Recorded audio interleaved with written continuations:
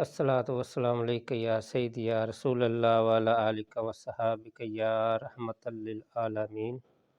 الصلاۃ والسلام علیک یا سیدی یا رسول اللہ وعلی آلک وصحابک یا نبی اللہ۔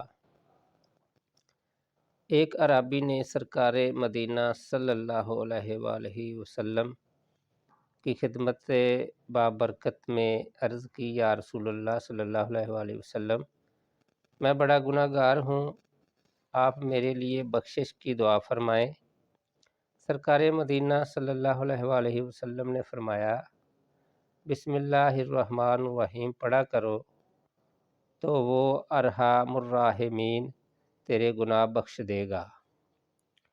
وہ عرابی متعجب ہو کر کہنے لگا، بس اتنا ہی یا رسول اللہ صلی اللہ علیہ وآلہ وسلم؟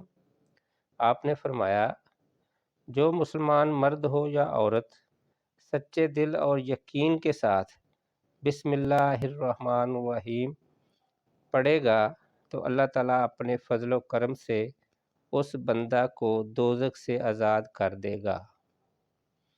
الصلاۃ والسلام علیک یا سید